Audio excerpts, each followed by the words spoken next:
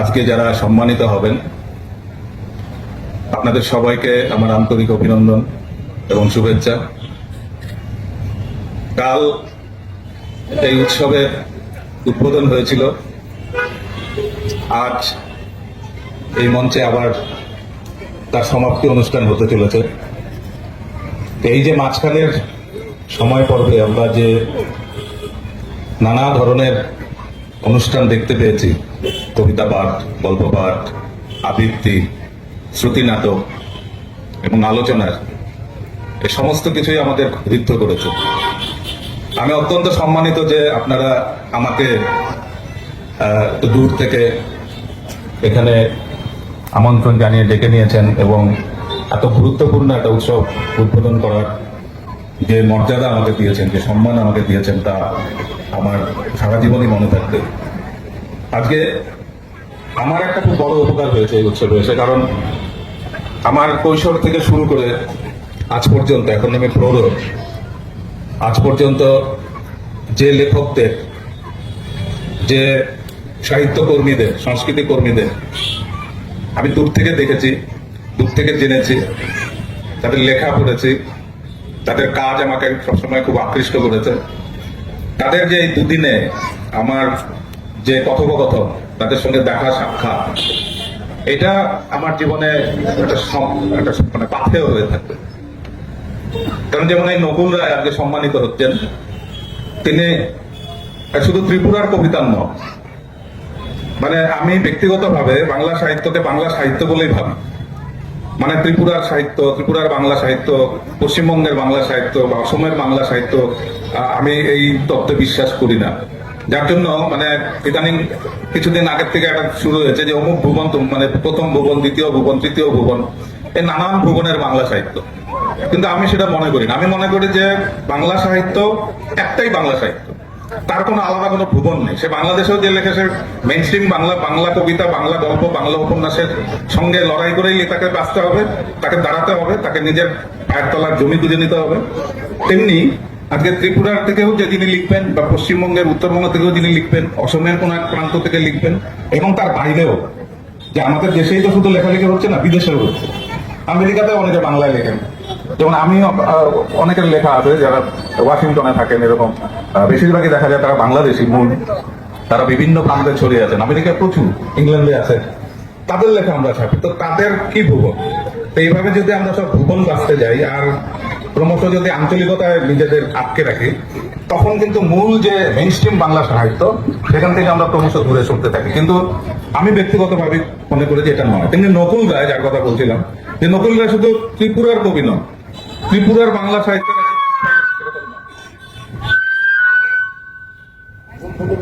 নকুল রায় পুরো বাংলা সাহিত্যেই একজন অগ্রজ এবং অগ্রগণ্য কবি। তেমনি আগে মুখাবয়ব, তার সম্পাদক এখানে আছেন দেবব্রত দেব। আজকে মুখাবয়ব যে পত্রিকাটি আগরতলা থেকে প্রকাশিত হয়, সেটা ত্রিপুরার বাংলা সাহিত্যের কোনো পত্রিকা এরকম নয়। মানে এটা মেইনস্ট্রিম বাংলা সাহিত্যে, মানে আজকে সমস্ত বাংলা সাহিত্য বিচার করে যদি আমরা দেখি, তো সেখানেই একটা অসম্ভব একটা উচ্চমানের পত্রিকা সেটা, এবং এত দীর্ঘদিন ধরে তিনি দেবদা চালিয়ে আসছেন। তো এই দেবব্রত দেব, তিনি বাংলা সাহিত্যের একজন মানুষ, তিনি ত্রিপুরার আলাদা করে নন বা পয়সা। তিনি ত্রিপুরা থেকে পত্রিকাটা বের করলেও অসমেও কিন্তু তার প্রচুর পাঠক, পশ্চিমবঙ্গেও তার প্রচুর পাঠক, উত্তরবঙ্গেও তার প্রচুর পাঠক। তো এই যে আঞ্চলিকতার গণ্ডি পার হয়ে গিয়ে মানে সর্বজনীন হয়ে ওঠা, আমি মনে করি প্রত্যেক লেখকের, তিনি যাই লিখুন না কেন, কবিতা লিখুন, গল্প লিখুন, গদ্য লিখুন, উপন্যাস লিখুন, নাটক লিখুন, এই সর্বজনীনতাটা মনে হয় আমাদের সবচেয়ে জরুরি। যার জন্য আজকে 1983 সালে আগরতলার নকুল রায় গয়কাটার বিকাশ সরকারকে আকৃষ্ট করছে। তো আর বেশি কিছু বলছি না, নকুল আগেই বলেছে কম করে বলবে। তো এখন তাদের সম্মানিত করা হবে। আপনাদের সকলকে ধন্যবাদ। জানি না আবার আপনাদের সঙ্গে কোনোদিন আমার দেখা হবে কিনা, কিন্তু যে স্মৃতি আমি নিয়ে যাচ্ছি, যে সুখের স্মৃতি, আমি পুরো অনুষ্ঠান খুব একটা ভালো করে শুনতে পারিনি। কারণ কি, মানে প্রচুর মানুষের সঙ্গে আমার দেখা হচ্ছে, এবং আমার এত ভালো লাগছে যে প্রত্যেকে ডেকে ডেকে কথা বলছে, জানতে চাইছে, অনেকে আমি জানি না তারা আমার লেখা পড়েছেন। এটা মানে যার জন্য হয়েছে কি, এই যে ইন্টারাকশনটা, এই যে পারস্পরিক ভালোবাসার ব্যাপারটা, এইটা আমার কাছে একটা খুব বড় অর্জন। হয়তো আবার উৎসব হবে কিন্তু আমি আসবো না, কিন্তু এই স্মৃতি কিন্তু আমার জীবনে সারা জীবন থাকবে। এবং আমি উল্টো দিক থেকেও ভাবি যে কোনো একদিন বিকাশ সরকার আপনাদের মাঝখানে এসেছিলেন, দুটো কথা বলেছেন, একটা কবিতা পড়ে গেছেন, এটা যেন আপনারা মনে রাখবেন দয়া করে। আপনাদের সবাইকে ধন্যবাদ, অকুণ্ঠ ভালোবাসা।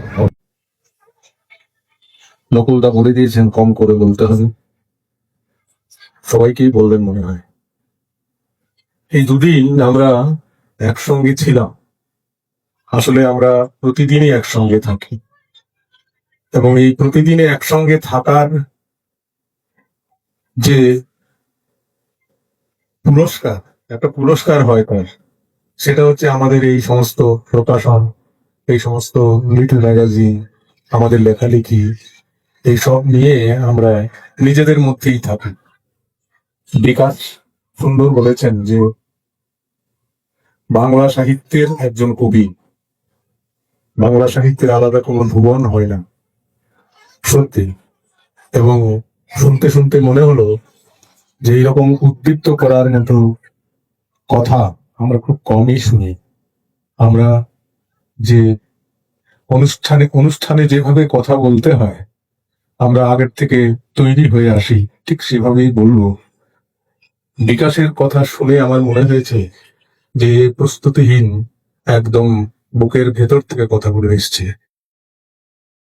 আমি খুব পুলকিত, আনন্দিত যে এইরকম একটা অনুষ্ঠানে নিজেকে জড়াতে পেরেছি, এবং আগামী দিনেও আমি আবার আসবো, আবার এই ধরনের সমস্ত যে অনুষ্ঠানগুলো হয় আমাদের শহরে, আমাদের শহরের বাইরে, আমাদের জেলা শহরে, আমি প্রত্যেকটি জায়গায় কিন্তু যাই, এবং আমি কুড়িয়ে আনি অনেক কিছু যেগুলো আমার ব্যক্তি জীবনকে, আমার দেখাকে আরো স্পষ্ট, আরো পুরোধার করতে সাহায্য করে। আপনাদের সবার প্রতি আমার অগাধ ভালোবাসা এবং আপনাদের সবাইকে অভিনন্দন। আমার বক্তব্য আমি এখানেই শেষ করছি। সংক্ষিপ্ত আলোচনার জন্য আহ্বান রাখবো আমাদের শ্রদ্ধেয় লোক গবেষক অশোকানন্দ রায়বর্ধন মহাশয়কে। নমস্কার সবাইকে। মঞ্চে যারা রয়েছেন, আমার স্বজন, যাদের মুখ আমি প্রায়শই কল্পনায় দেখি, স্বপ্নে দেখি, যারা আমাকে আমি হওয়ার পেছনে ইন্ধন জুগিয়েছেন, তাদের প্রত্যেকের জন্য আমার শুভেচ্ছা রইল। আর দর্শক আসনে যারা রয়েছেন সবাইকে জানাচ্ছি শুভ সন্ধ্যা। এই যে অনুষ্ঠান, প্রকাশনা মঞ্চের দুদিন ব্যাপী যে কর্মযজ্ঞ, এবং প্রকাশনা মঞ্চের যে কমিটির বিভিন্ন সদস্যদের, উপদেষ্টাদের যে নামের তালিকা রয়েছে, তার উপরের দিকে আমার নাম রয়েছে, কিন্তু আমি সে দায়িত্ব কিছুতেই পালন করতে পারিনি, বা আগামী দিনগুলো আমার ঠিক কিভাবে যাবে সেটাও আমি অনুমান করতে পারছি না। আমার এই ত্রুটির জন্য আমি প্রকাশনা মঞ্চের সমস্ত সদস্যের কাছে ক্ষমা চেয়ে নিচ্ছি। শরীর না চাইলেও মন কিন্তু দৌড়ে যায়, মন চায় যে আপনাদের মাঝে আমি আসি, আপনাদের সঙ্গে মিলিত হই, নইলে আমার মনে হয় যেন কিছু কাজ আমার অপূর্ণ থেকে যায়। সে কারণেই আজকেও, গতদিন আসতে পারলে ভালো হতো, কিন্তু পারিনি। আজকেও আমি এসেছি, সারাক্ষণ ছিলাম, সবার সঙ্গে মেশার চেষ্টা করেছি, জীবনের প্রায় সায়ান্নে এসে গেছি। তো আমি একটা জিনিস লক্ষ্য করছি, প্রকাশনা মঞ্চই বলুন বা অন্য যে কোনো অনুষ্ঠান, যে অনুতদা একটু আগে যেটা বললেন তার সুর ধরেই বলছি, আমাদের সারা রাজ্যে নানা ধরনের এ ধরনের সাহিত্য সংস্কৃতির অনুষ্ঠান হয়ে থাকে, অনেকটা উন্মাদনা সৃষ্টি হয় প্রতিটি অনুষ্ঠানে, কিন্তু একেবারে তরুণতমদের আমরা এখনো ঠিক ঘেরাতে পারি না। আজকে দুপুরবেলাও কয়েকটা ছাত্রছাত্রী যে কথাগুলো তারা বলে গেছে, যে তারা যে পড়াশোনা করে, তারা লেখালেখি করে, সেটা আমরা কি জানি না, না খোঁজ নিই না, এরকম একটা প্রশ্ন তারা রেখে গেছে। এই প্রশ্নটাই যেন আজকের দিন থেকে আমাদের লক্ষ্য হয়, যে আমরা তাদের খোঁজ নেব, নতুন প্রজন্মকে আমরা তুলে আনবো। আমরা তো ধীরে ধীরে আমাদের প্রকৃতির নিয়মে সরে যেতে হবে এবং সেই জায়গায় নতুন আসবে, তাকে আমরা বরণ করে নিয়ে আসতে হবে। নবীন বরণ বলে একটা শব্দ রয়েছে, সেই নবীনদের আমরা সামিল করতে হবে। তারপর আমরা যদি সরে যাই, তাহলে যে বিকাশ যে কথাটা বলেছেন যে সমস্ত বাংলা ভাষা সাহিত্যের অঙ্গনটা একটা ভুবন, এই ভুবনায়নের মধ্যে বাংলার ভুবন, সেই ভুবনটা সমৃদ্ধ হবে। সেই কথাটা উনি যে বক্তব্যটা রেখেছেন সেটা সার্থক হবে। নইলে আবার সেই আমরা বিচ্ছিন্ন দ্বীপের বাসীর মতো, আমরা কেউ ত্রিপুরার, কেউ আসামের, কেউ বরাকের, কেউ উত্তরবঙ্গের বা কেউ বাংলাদেশের, এরকম আঞ্চলিকতা বাদের শিকার হয়ে যাব। আমরা চাইছি যে আমরা যাতে সেই সমগ্র বাংলা সাহিত্যের অঙ্গনের প্রতিনিধিত্ব করতে পারি এবং আমাদের প্রজন্মকেও সেই প্রতিনিধিত্ব করার জন্য এগিয়ে নিয়ে যেতে পারি। এই আবেদনটাই আমি সবার কাছে রাখছি। সবাই ভালো থাকবেন। নমস্কার। 2025 প্রাপক বিমানধর, আমি শ্রদ্ধেয় বিমানধরের হাতে হিমাদ্রিদের স্মৃতি প্রকাশনা মঞ্চ জীবনকৃতি সম্মাননা তুলে দেওয়ার জন্য অনুরোধ করব যুগ সংঘ পত্রিকার সম্পাদক কবি বিকাশ সরকার মহাশয়কে।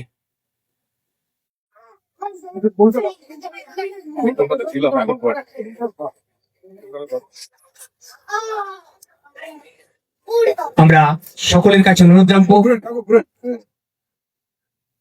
উনার সারা জীবনের সাহিত্য কৃতিত্বের নিদর্শন স্বরূপ আমরা উনাকে হিমাদ্রিদেব স্মৃতি প্রকাশনা মঞ্চ জীবনকৃতি সম্মাননা 2025 সম্মানিত করতে পেরে প্রকাশনা মঞ্চ গর্বিত ও আনন্দিত।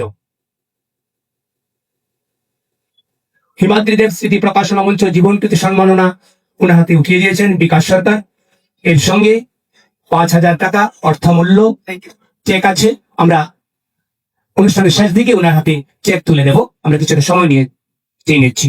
আমি সবাইকে মঞ্চে, এরপর আমরা প্রকাশনা মঞ্চ সম্মাননা 2025 রমাপ্রসাদ দত্ত স্মৃতি প্রকাশনা মঞ্চ সম্মাননা 2025 প্রাপক স্বতন্ত্র মেধা সম্পাদক নকুল রায়। উনি শুধুমাত্র লিটল ম্যাগাজিন সম্পাদক নন, আমাদের ত্রিপুরা রাজ্যের বরিষ্ঠ কবি নকুল রায়।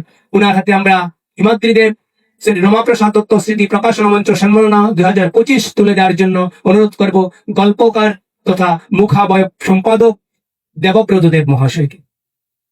উনার হাতে রমাপ্রসাদ দত্ত স্মৃতি প্রকাশনা মঞ্চ সম্মাননা 2025 অর্পণ করতে পেরে প্রকাশনা মঞ্চ গর্বিত ও আনন্দিত। আমরা সকলের কাছে করতালি আশা করব। রমাপ্রসাদ দত্ত স্মৃতি প্রকাশনা মঞ্চ সম্মাননা 2025 মোমেন্টো সঙ্গে থাকছে 5,000 টাকা চেক। আমরা কিছুক্ষণ বাদেই ওনার হাতে সেই চেক তুলে নেব। কবি তপন দেবনাথ স্মৃতি প্রকাশনা মঞ্চ সম্মাননা 2025 আমাদের রাজ্যের উদীয়মান কবি রূপন মজুমদার পাচ্ছেন। আমরা গত 4 বছরও এই সম্মানে রাজ্যের 4 জনকে সম্মানিত করেছি। এবার পাচ্ছেন তরুণ কবি তপন দেবনাথ স্মৃতি প্রকাশনা মঞ্চ সম্মাননা 2025 প্রাপক রূপন মজুমদার। রূপন মজুমদারের হাতে এই সম্মাননা তুলে দেওয়ার জন্য মঞ্চের সভানেত্রী শ্রীমতী নিয়তি রায় বর্মনের মহাশয়কে অনুরোধ করব। এটা মহেন্দ্র খন প্রতিনিধি। হ্যাঁ, ভালো। আমরা জোর হাততালি আশা করব। রূপন মজুমদারকে আমরা অভিনন্দন জানাচ্ছি। রূপন মজুমদারের হাতে তরুণ কবি তপন দেবনাথ স্মৃতি প্রকাশনা মঞ্চ সম্মাননা 2025 উঠিয়ে দিতে পেরে প্রকাশনা মঞ্চ গর্বিত ও আনন্দিত। এই বছর আমরা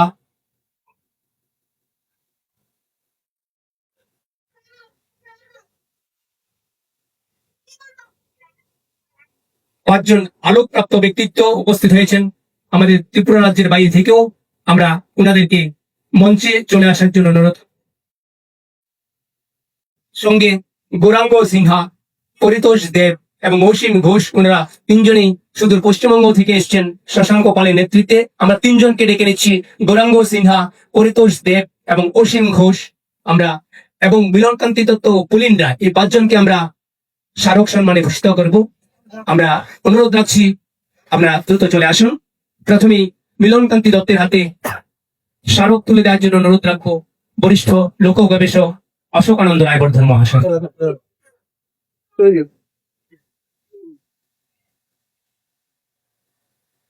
আমরা তালি দিই একটা। সুন্দর একটা সন্ধিক্ষণে আমরা এসে পৌঁছেছি। প্রকাশনা মঞ্চের 8ম বর্ষ উদযাপন উপলক্ষে 5ম ত্রিপুরা লিটল ম্যাগাজিনের ও গ্রন্থমেলার শেষ সেশন পুরস্কার ও সম্মাননা পর্ব। এই পর্বে আমরা মিলনকান্তি দত্তের হাতে সম্মাননা স্মারক তুলে দিচ্ছেন রাজ্যের লোক গবেষক অশোকানন্দ রায়বর্ধন মহাশয়। আমরা প্রকাশনা মঞ্চ গর্বিত ও আনন্দিত ওনার হাতে এই স্মারক তুলে দিতে পেরে।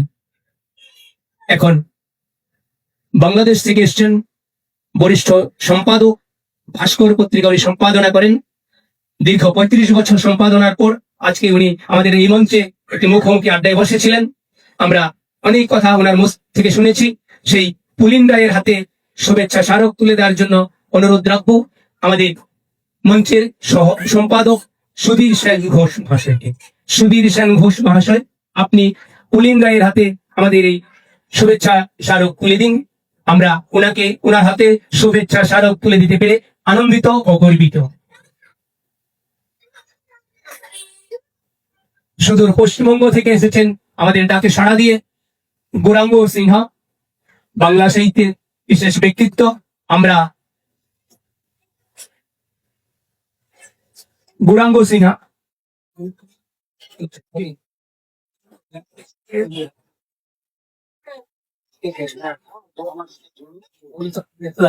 ঠিক আছে।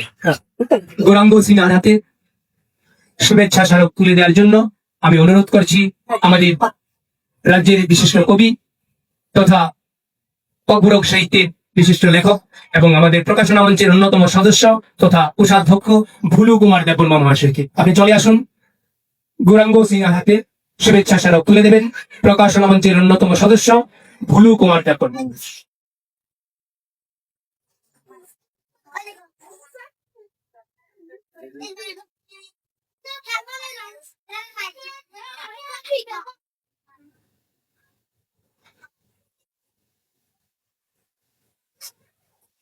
আমাদের রাজ্যের বিশিষ্ট কবি অনিল কুমার নাথ, আপনাকে মঞ্চে ডেকে নেব। সুদূর পশ্চিমবঙ্গ থেকে এসছেন অরুতেব দাস মহাশয়, ওনার হাতে সম্মাননা স্মারক তুলে দেওয়ার জন্য অনুরোধ রাখবো অনিল কুমার নাথ মহাশয়।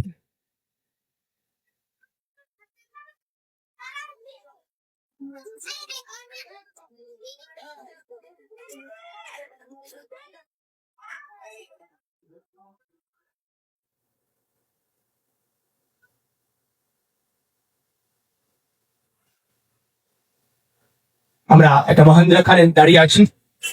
এখন পশ্চিমবঙ্গ থেকে এসছেন অসীম ঘোষ, ওনাকে মঞ্চে ডেকে নেব।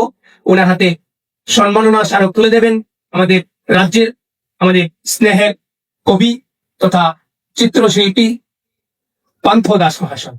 আমি পান্থ দাসকে অনুরোধ করব মঞ্চে আমাদের অসীম ঘোষ মহাশয়ের হাতে সম্মাননা স্মারক তুলে দেওয়ার জন্য।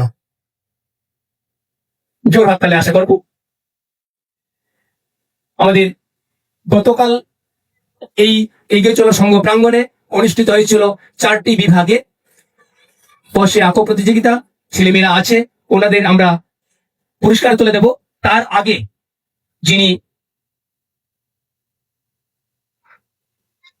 হিমাদ্রি দেব স্মৃতি প্রকাশনা মঞ্চ জীবনকৃতি সম্মাননা 2005 কিছুক্ষণ আগে আমরা ওনার হাতে তুলে দিয়েছি মেমেন্টো। ওনার হাতে 5,000 টাকার চেক তুলে দেবেন প্রকাশনা মঞ্চের অন্যতম কর্ণধার গোবিন্দধর মহাশয়। আমি গোবিন্দধর মহাশয়কে অনুরোধ রাখবো বিমান ধরের হাতে 5,000 টাকার চেক তুলে দেওয়ার জন্য।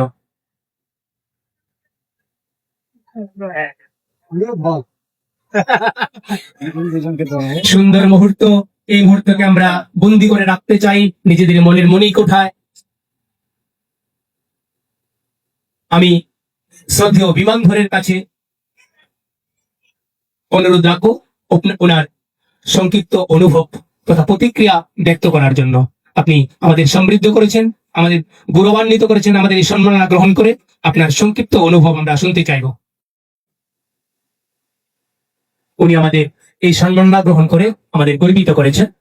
আমি নকুলদার সংক্ষিপ্ত প্রতিক্রিয়া আশা করব।